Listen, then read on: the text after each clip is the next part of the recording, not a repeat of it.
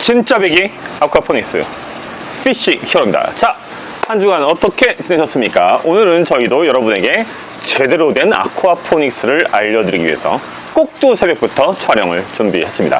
오늘의 주제는 바로 수질 관리 루틴입니다. 사실 루틴이란 말이 좀 어색하신 분들이 있을 텐데, 젊은 분들 사이에서는 뭐 다이어트 루틴, 뭐 새벽 운동 루틴 이런 식으로 많이 쓰입니다. ROUTINE. 루틴은 일상적으로 반복되는 일들이라는 의미의 영어죠. 보통은 경영학에서 흔히 사용됐던 표현인데 일상생활로까지 침투하고 있어서 경영학자로서의 베이스를 갖고 있는 저는 좀 재밌습니다. 자, 수질관리 루틴 하면 통상의 경우 아쿠아포닉스에서는 제일 중요한 것이 첫 번째 뭡니까? 온도. 두 번째는 pH. 세 번째는 DO. 이렇게 세 가지 팩터를 일종의 아쿠아포닉스의 수질 관리 트라이앵글, 삼각형이라고 부릅니다. 다시 한번 보겠습니다. 뭐라고요? 수온, 다음으로는 pH, 마지막으로는 DO.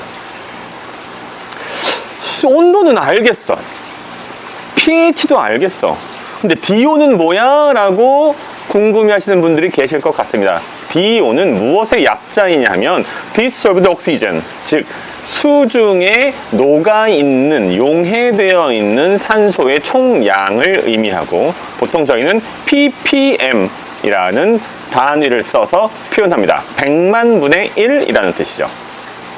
자, 온도는 왜 중요합니까? 물고기 때문에요? 네, 반은 맞았습니다. 물고기를 제대로 기르기 위해서는 그 물고기가 사는데, 생존하는데 적합한 온도를 보장해 줘야 되죠. 일반적으로 무지개 송어는 17도 플러스 마이너스 1도. 보다 높아지면 죽고 낮아지면 대사량이 줄어들어서 성장하지 못합니다. 뭐 성장하지 않아도 되는 거 아니에요? 성장하지 않는다는 것은 단순하게 성장이 정체된다는 것을 넘어서서 무엇을 의미합니까? 먹이를 먹지 않는다는 것을 의미합니다. 뭐 먹이 안 먹으면 좋은 거 아니에요? 먹이값도 아끼고. 큰일 날 말씀. 먹이를 먹지 않는다는 것은 똥을 싸지 않는다는 얘기가 됩니다. 똥을 싸지 않으면 어떻게 합니까?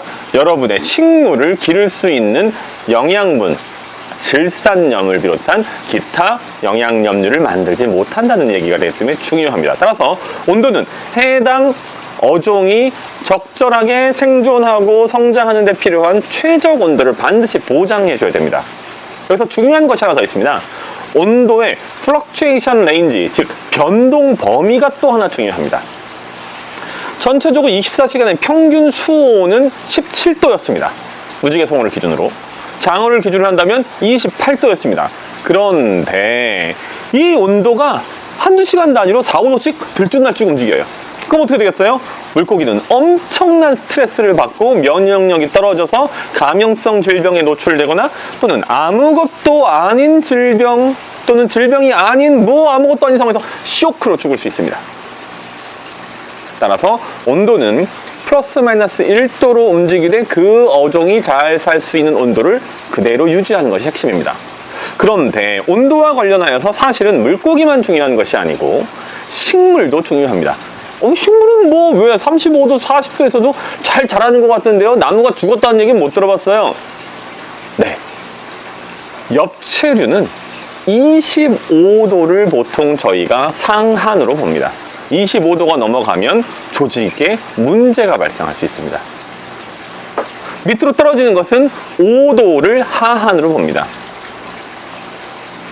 이건 지금 물의 온도가 아닌 대기 중의 온도를 말씀드리는 거고, 물의 온도도 사실은 이것을 따라가게 됩니다. 물의 온도와 대기 중의 온도가 유리되기는 어렵거든요.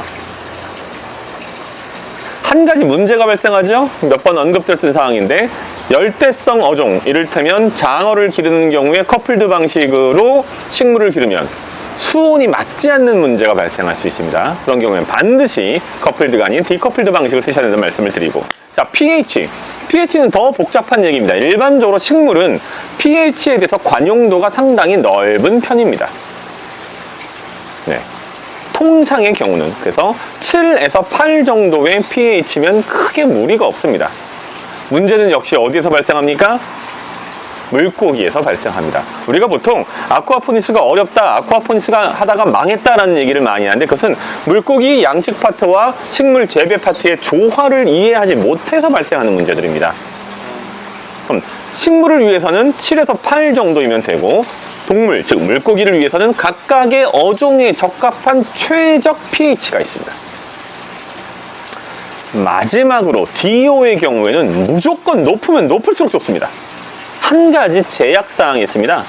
수온이 DO의 일종의 허들로 작용한다는 겁니다. 즉 수온과 DO 사이에 일종의 상반되는 상관관계가 존재합니다. 간단히 말씀드려 수온이 올라가면 올라갈수록 DO는 줄어듭니다. 수온이 내려가면 내려갈수록 DO는 높아질 수 있습니다. 낮은 온도의 물은 좀 더 많은 산소를 포함할 수 있고, 높은 온도의 물은 산소를 포함하는 능력이 제한됩니다. 자, 다시 한번 장어로 돌아가 보겠습니다. 장어의 경우 28도C 정도의 온도를 유지해야 된다라고 했는데, 그래야 제대로 성장한다라고 했는데, 물론 그보다 낮은 온도에서도 생존은 할 수 있습니다만은 장어는 전체적으로 온도에 대한 관용도가 높습니다. 문제는 온도가 높아지면 높아질수록 어떤 문제가 발생합니까?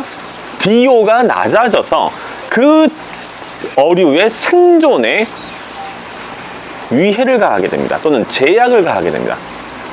통상의 경우 28도에서 나올 수 있는 최적 또는 최대 DO는 8.0 ppm 수준입니다. 그럼 저희는 어떻게 됩니까? 엄청난 수준으로 에어레이션을 해줘야 됩니다. 폭기라고 하죠. 그럼 8.0 수준에서는 생존은 가능한데, 만약에 1톤의 물에 장어 50kg이 들어가 있고 거기에 들어가는 폭기의 양이 제한된다면 장어가 소비하는 산소의 양이 폭기되는 양보다 더 많아져서 DO가 점차 떨어지게 되겠죠. 만약에 폭기량의 제한이 있다면 어떤 방법을 써야 됩니까?